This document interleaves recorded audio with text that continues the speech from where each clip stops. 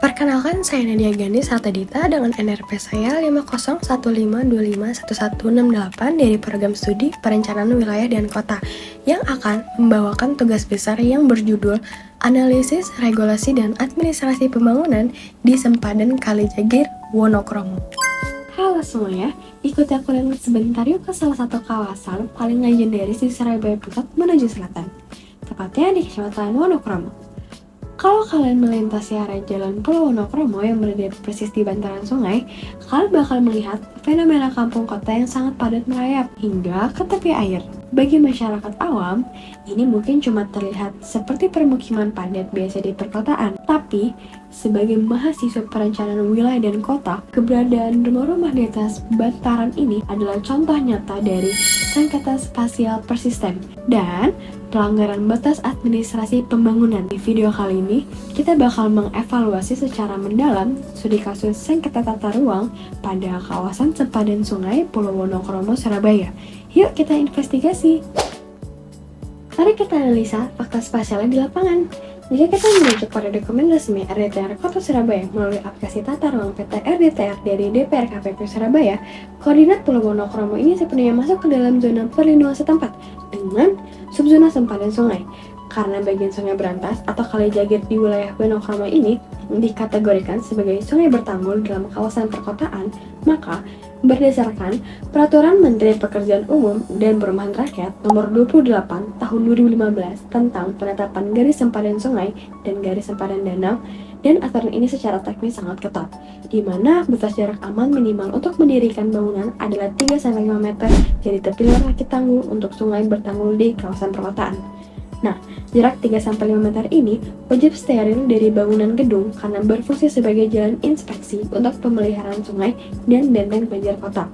Namun, kenyataannya bisa kita lihat langsung, kondisinya sudah menjadi permukiman super padat yang sangat kompleks. Jarak bangunan ke bibir tanggul beton adalah 0 meter. Bahkan, di dalam zona lindung sempadan ini, tumbuh ekosistem aktivitas sosial ekonomi informal sangat hidup, mulai dari daerah warkop, salon, fasilitas lingkungan seperti kantor RT, hingga keberadaan tempat pembuangan sementara yang posisinya berdempetan langsung dengan badan air. Keberadaan infrastruktur seperti TPS di sepandan sungai ini tentu memperparah sengketa karena menciptakan resiko polusi langsung terhadap ekosistem air Kalijagir. Lantas, bagaimana kedudukan hukum permukaan ini sekarang? Secara hukum, administrasi pembangunan status rumah di dalam pita hijau Tosca ini adalah tidak legal. Berdasarkan Undang-Undang Nomor 26 Tahun 2007 Pasal 61 tentang penataan ruang, setiap orang wajib memanfaatkan ruang sesuai dengan izin yang berlaku dan rencana tata ruang. Penguasaan zona lindung setempat merupakan pelanggaran pidana tata ruang. Selain itu, jika dianalisis dari Undang-Undang Nomor 5 Tahun 1960, hak atas tanah memiliki fungsi sosial yang tidak boleh mengorbankan kepentingan publik, yang juga menjadi inti dari pelindungan hak publik dalam pengantar ilmu hukum oleh Yu Helson.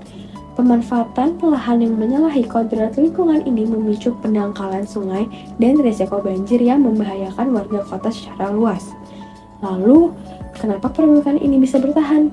Nah, secara historis, kampung ini tuh tumbuh secara informal puluhan tahun lalu akibat lemahnya fungsi pengawasan dan penegakan hukum tata ruang masa lampau.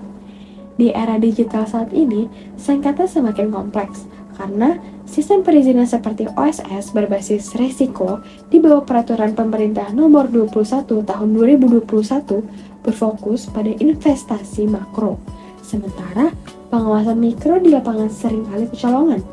Ketidaksinkronan pembangunan daerah ini melanggar amanat Undang-Undang Nomor 25 Tahun 2004 tentang Sistem Perencanaan Pembangunan Nasional. Menurut diktat dari Purwadio, kelemahan fungsi pengawasan pasca izin inilah yang membuat sengketa tata ruang horizontal antara masyarakat dan rencana tata kota menjadi sulit diurai. Pertanyaannya, kalau jelas-jelas melanggar hukum, kenapa kawasan ini tidak langsung digusur habis oleh pemerintah? Disinilah pentingnya tata kelola good governance menurut teori saya Anggara.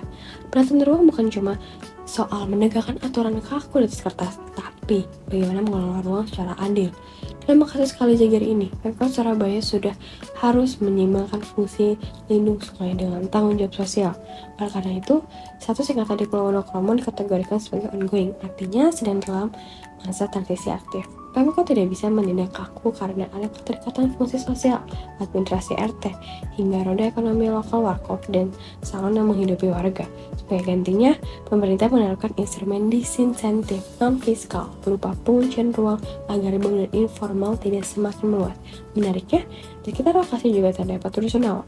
Ini bukti otentik bahwa pemerintah sedang menjalankan resolusi sengketa secara struktural dan humanis melalui relokasi humanis bertahap. Hunian horizontal yang melanggar di bantaran sungai dipindahkan ke hunian vertikal yang legal agar fungsi ekologis Kalijaga sebagai jalur inspeksi dan ruang terbuka hijau dapat kembali seutuhnya. Kesimpulannya, sengketa tata ruang di Pulau Wonokromo membuktikan bahwa penegakan hukum administrasi pembangunan di lapangan membutuhkan jembatan kemanusiaan berupa relokasi yang matang, agar kepatuhan RDTR yang keadilan sosial bisa berjalan beriringan. Saya Neda Ganis Ratadita, terima kasih sudah mengikuti video ini sampai akhir. Sampai jumpa di proyek analisis berikutnya. Terima kasih.